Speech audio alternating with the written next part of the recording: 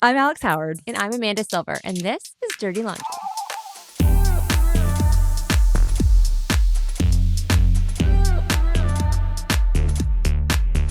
We're back with Zach. We are back with Zach. Zach is back. Zach is back. Zach part 2.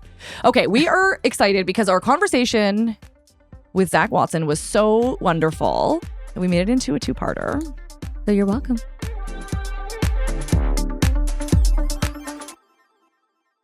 I like that you've brought up trust because in my learnings of both this job and just life is a lack of trust or control often comes from a lack of trust. And so having to micromanage or remind or just do it yourself, I think comes from like, well, my expectation is that it should be done by 9 p.m. and he's not doing it. So is he being passive aggressive? Is he, you already mentioned weaponized incompetence. Like, is it intentional or is it just neglect? Does he not care? Like, we're thinking about all these things, but I think it's a miscommunication about expectations. And I think it is a lack of trust. You haven't proven that you're reliable, that you're going to be doing it. So I love these weekly meetings. This is so brilliant because you have to reconnect. It's like, think of it as any other job, right? You're going to have a performance review. You're going to have someone there going like, oh, you didn't do it this, 7 times. So where does that teeter from where these weekly meetings are a shared sort of coming together versus one person still managing that? So the guys that I work with, I encourage them to run the meeting. Okay. And to take it, not have it be one more thing on your plate for sure. So the kind of guidelines that I give for them is 4 minimum bullet points. I was working with a guy this morning in my community. We spent an hour talking through like what are a couple of good things. They are currently living separately. They're not separated, just in a life situation that they're in. Right. And we talked about, what was it? It was getting the car to the shop. And I was like, okay, what's, I know that you can do it. You're an entrepreneur. You're totally capable of doing that. What's her experience over there? Is it like, oh, I have to remind him 6 times to get it into the shop? And, when the mechanic says he's going to get back to us, like, are they actually going to get back to us? So I was like, okay, what's going to help build trust with your partner? So we were talking about it would be worthwhile for him to share in that meeting what his cadence is for following up with the mechanic if he doesn't get back to him, like daily, every other day. And with that, if he's not great at executing, like myself, what alarms are you setting? And communicate that to your partner. I have an 8 a.m. alarm set every morning that if I don't hear from the mechanic, I give them a call. Right. And the key is the communication. You got to close that loop. Here is how I'm handling it. Because if they're left wondering, then I think there's maybe an expectation that, well, I just better do it because clearly they're not. Or I have to remind them. I have to be the alarm. I think that's a lot of people. It's the ownership of that task, as you're saying. Yes, it's on you, but they have to be the reminder so that it's actually on them. Yeah. So, I mean, a lot of the coaching that I do with guys is like getting down to brass. I think part of it is like setting your ego aside and being like, like it does take me 3 alarms to remember to do that thing that I promised I said I would do, that I've been deprioritizing for 8 years of our marriage. And Alyssa and I have gotten to the point where, like, if I say I'm going to do something, like, I'm humble enough that if I say, yeah, hon, I'll do that, I'll clean that thing. Cool. Why are you not breaking out your phone and putting something in your calendar or making an alarm? I'd be like, fuck you. Right. So, but like, we have a comfort level that she has no problem calling me out. Yes, that's emotional labor for us, for her. And I aim to own it. Like, yep, putting that in my phone right now so that I have something, and I do my best to own that. But I think there's a lot of guys that I think, there's a devaluation of domestic labor that if they were talking with their boss, they'd be like, yep, send the calendar invite right now. Or you'll see it at 2:00. I'll send you a follow-up email as well. They have the skills, but because capitalism has taught us that domestic labor is low value, that they're like, oh yeah, this is easy. It takes different, lower, less necessary executive functioning skills that I use to run a 6-figure business, Right. like it somehow uses less amounts of Right. brains, so I should be able to accomplish that. Or And I think I it's don't want to give it my time. My time is Yeah. more valuable than doing the dishes or taking out the garbage. So how do we fall into these patterns? Is this something that's like, again, society maybe hasn't caught up to the fact that most families, both parents are working outside of the home, and therefore the labor that happens within the home should be shared? Is it just, well, historically, we all came from a generation where mom stayed home and dad worked, again, obviously being stereotypical, and so that was mom's job. Now it has to be shared because mom is also working a 40-hour work week out of the home and things need to be shared. Is it that, or is it just like, what, from your perspective, what are you seeing is the reason why relationships are setting themselves up with misweighted mental and, quite frankly, physical labor? I would say one place I look is during pregnancy, women have to consider what's going into their bodies. Men don't. Right. So while, when Alyssa's been pregnant, she's considering, oh, shoot, do I have to cut out caffeine? Do I have to cut out alcohol? And so men aren't having that visceral, like, shit, I can't put the sushi in my mouth. I can't do this. And so because we're not getting that moment of like, this is actually possibly significantly impactful event, we're not having those alarm bells go off at first. Right. So that creates a lot of emotional labor, creates a lot of mental load. One of the things that I did when I also shared, which was a kind of viral video up front, was I stopped drinking along with my wife. I stopped taking ibuprofen. I what was it for a bit once she started, putting on baby weight. I carried around a little fanny pack with a 5-pound weight in it. It's adorable. Oh my God. But she was like, Zach, are you just doing that so you can talk about it on TikTok and look like a great guy? And I was like, yes and no. 51%. So I was like, all right, I won't talk about it. So I didn't talk about it while I was doing it, but my students at one point, like, what the fuck are you doing, Zach? And I was like, wait, why was it only 5 pounds? Well, first it was 5 pounds for a 35 while. pounds on there. I know. And then I put on once she got a little bit bigger, I put a 20-pound weight vest on under a sweatshirt. Now we're talking. And then I committed to not taking it off because I knew her temperature regulation was trash. Wow. So what I didn't have language for then was I was adding emotional labor for myself so that I could have awareness and empathy of what she was dealing with. Amazing. So I think a lot of guys they're not burdened with those things because their bodies aren't being impacted and kind of like their lives aren't being impacted the same way in a visceral, like, in the present moment every hour of the day. They're also not getting nausea for the first trimester. So I think that's like reason one is where it starts, is because like women are forced into that by biology. And then the second aspect is we have a lot of cultural structures upholding that as biology translates into the way that things should be or something. So, one of the things that I look at, I think Laura Danger, if you guys are familiar with that creator, I think she's done a great job explaining to me at nauseum via her videos, is like sitcom syndrome. So she's talked about how, when we watched Everyone Loves Raymond, like, it was silly. There's a crowd laughter in the background of how he's an idiot and doesn't know how, like, how he's like pulling his hair out after three hours alone with the twins and the older sister.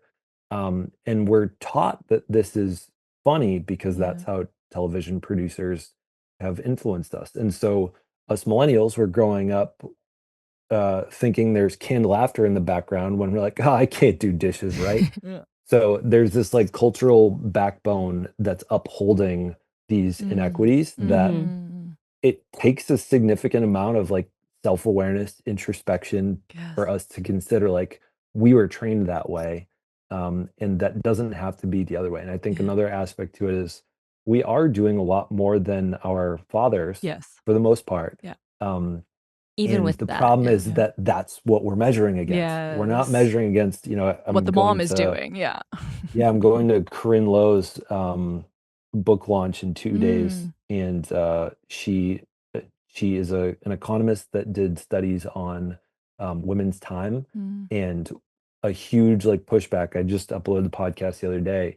huge pushback she gets from a lot of men is like, I do so much more than my father. And she's like, yeah, but look at the data.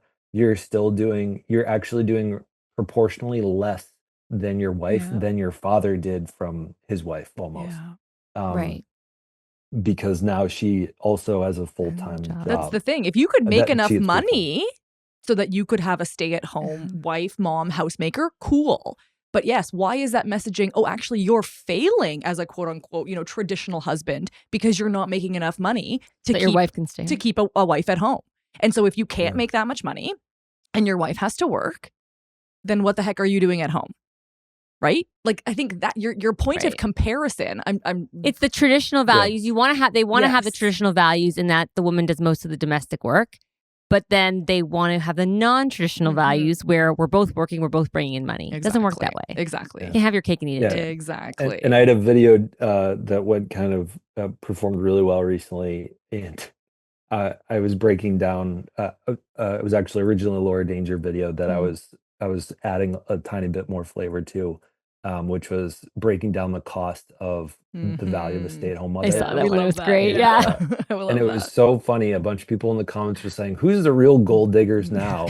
Because you go and work for $100,000. Meanwhile, you're getting $200,000 worth of value out of a stay-at-home mother. Right? It was like, I think it was like, what, 250 or something that you calculated? Yeah.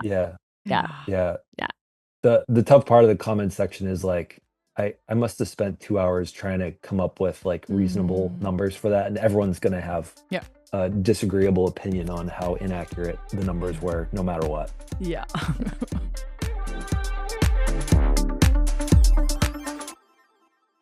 So one thing that's kind of getting a lot of media attention these days is this idea of chore play. How, when, let's again go with the stereotypical, when a woman is doing so much of the at-home labor, they're exhausted or they're not exactly turned on by the fact that they now have like a parentification role over their partner. And like, if I have to mother you, I also don't want to then fuck you, to be perfectly clear and blunt. So this idea of chore play is becoming, the latest and greatest, where it's like, yes, take some stuff off my plate and then maybe I'm going to be either turned on or just have enough, energy to enjoy what, one should enjoy as part of their marriage. Thoughts on that? I don't like it. Okay, say more. Is the hot take off the bat. Yeah, like but I would say the reason that I don't like it is because chore play, it's almost like, well, not that I love the parallel of this. So just imagine like a manager and an employee, and we'll say for the parallel's sake, a promotion or a raise is like sex. Right. So if they sucked at sending let's say a simple job that they had to do was sending out email invites and sending the meeting notes every meeting. Sure. If that's part of their job description, that they agreed that that's part of their job description, and they don't do it, they're underperforming at their job, and then all of a sudden they're like, hey, like I guess I'll send out the meeting notes and I'll send the invites, like, you want to give me a raise? No, fucking do your job. Right. Just do your job. Just do That's it. your baseline. It's keeping the baseline. That's the minimum that they should be doing anyways. No, I definitely hear that hot take. I like it because it's just giving more visibility to the fact that there are such inequities in a relationship. Again, typically like a heterosexual, heteronormative relationship. Now, here's why I don't hate it is that, I think within our relationship, me and Alyssa, we have some fair clarity. Well, we're in the state of moving right now, so there's not a ton of clarity around like what the responsibilities are, but we get to sort of an equilibrium after about 6 months of being in a new space to be like, okay, these are like the clean tasks that I own this, you own that. This is our schedule. You get this day for pickup. I get this day for drop off. You get this personal time to yourself. I get this personal time to myself. We had a rhythm of the day and we have general goals that we're trying to meet. Yeah. If I'm seeing a responsibility that is hers, that we've decided together is hers, and I'm doing those chores to get those off her plate because they were assigned to her plate, not because they're by default, that feels like acceptable chore play. Right. Yes. Okay, I like that. That's a good. So really, the distinctor in all of this is step one: divide up the job, like and create an like equal standardized agreements on balance of labor. It's equalizing the labor in the home, and then anything above and that beyond is chore play. Yeah. You know, it's just the minimum. But what you're saying, you need job descriptions, and maybe first, it's getting the lines are getting crossed. Is that what maybe men are saying is, if I do the minimum, right, then she'll put out, right? Then it's great, right? No. It's like you come up, do the minimum, and then go above and beyond. Yeah. Here's why also I really like it. It's like women don't, well, maybe let me speak only for myself. I don't need a lot. Like, I don't want flowers and diamonds and all this thing. I want to be able to like kick up my heels at the end of the day and enjoy, right? And feel like you're in a clean home. Yeah, right? And feel like I get to come home from a hard day's work and also sit down for a minute and not be like, okay, now I have 36 other things. Or, oh, good, you've gone to the store to get groceries for dinner, but I'm now here going, yeah, no, we have chicken tomorrow night already planned. So maybe this is like, now I'm just doing it. I may as well have just gone to the store versus, and it does remind me a lot of, and it's funny that you use this example of like a bit of a manager and employee relationship. To me, that's what needs to go. There does not ever need to be a manager and an employee. You are both equal. And, you know, some of the early advice I give to folks when they're about to have a baby is, especially to the women, I'm like, don't be the expert. This is your first child. You have no idea what you're doing. Don't be the expert. Because the second you take that role, you actually disincentivize them and strip your partner of having an equal voice. Right? What jammies do you want to wear? Who the fuck cares? They're going to bed. It doesn't matter. Why do I know what the baby's temperature should be? Why do I know if there are diapers or if we're about to run out? Like, I can't carry all of that. So I think just again, for the listeners, it's yes, divide up the tasks. But remember that just because Zach is taking out the trash and he's put his alarms and he's going to do it, who's buying the trash bags at the store? Like, where is that going on the list? Like, there's so many levels to it.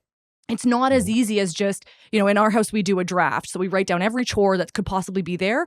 And then I have 2 kids and they're old enough now. They do chores and great, who wants what?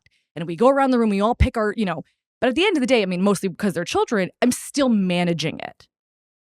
And I think that's the problem. There is still a hierarchy within the homes. So it's like, yes, divide up the labor, but don't just do the 51%, do the 100%. Yeah. And then communicate that back that, hey, I've got it.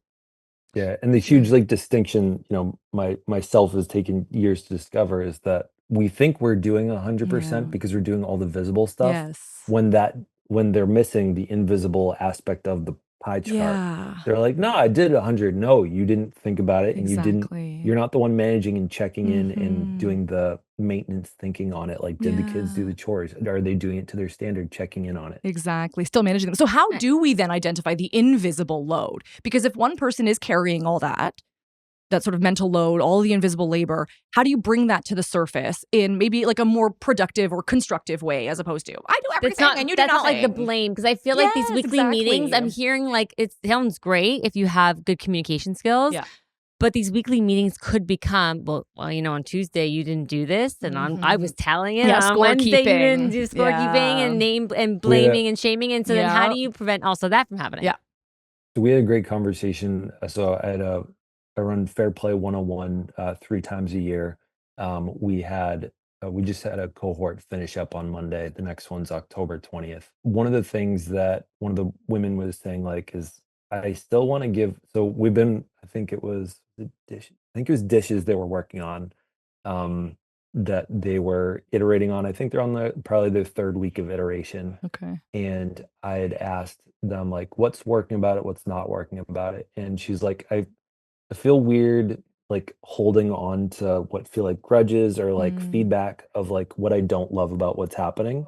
And I asked him, I was like, how do you feel about arriving at that meeting, being emotionally prepared to receive feedback because you know it's coming, and receiving it then versus getting little bits of it at 7 p.m. on a Tuesday and then at 5 o'clock on a Wednesday. Yeah.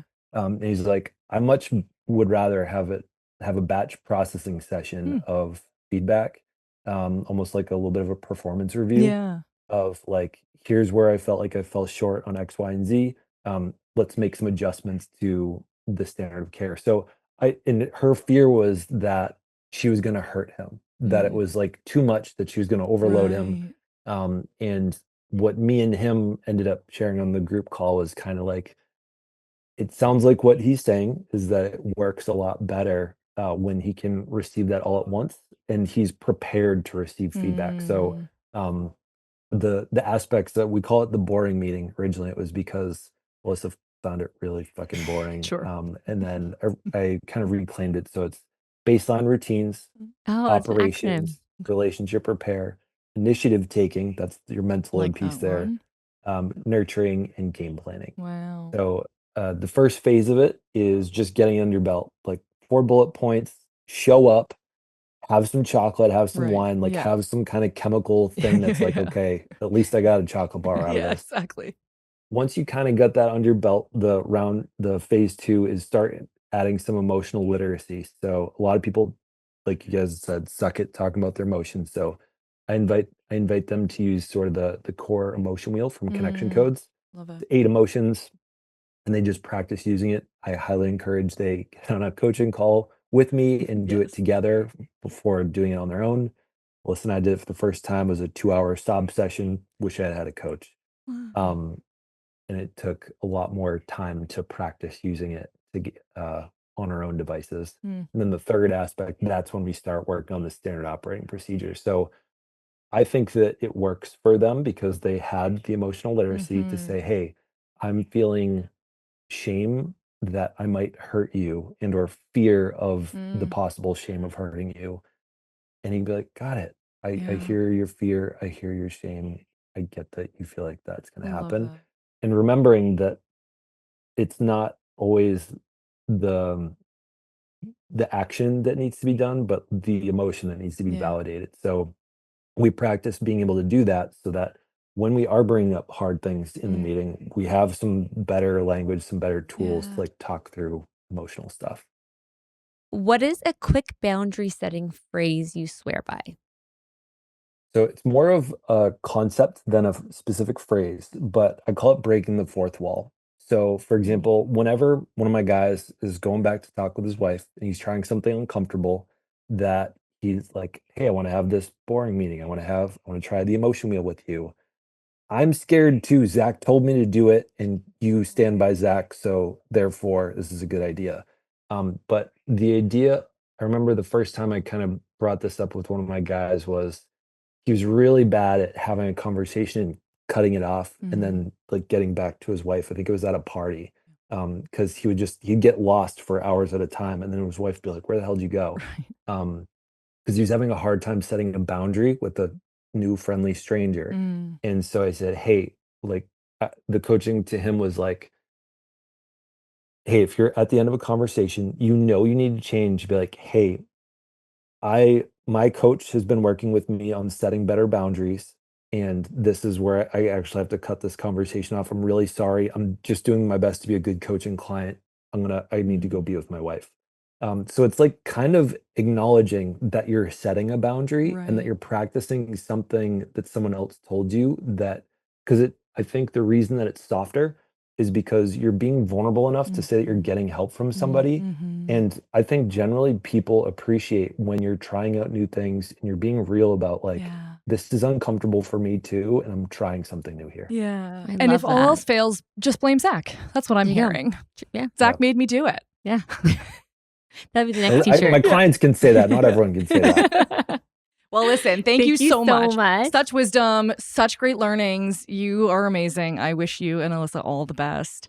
And Thank keep doing what you're doing. Keep Yes. spreading that message about the shared load because I really think it's going to save marriages, relationships. It's so, so important. So thank you for all you do, Thank Zach. you. And if people are looking for the punchy, shareable content, I think Instagram is probably my main Yes. platform.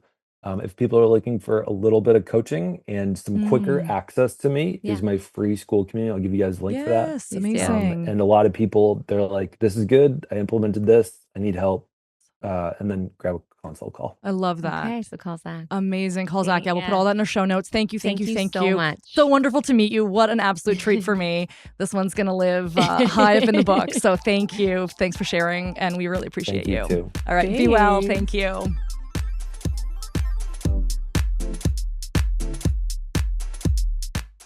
This episode was written and created by Alex Howard and Amanda Silver. Produced, edited, and engineered by RTF Productions.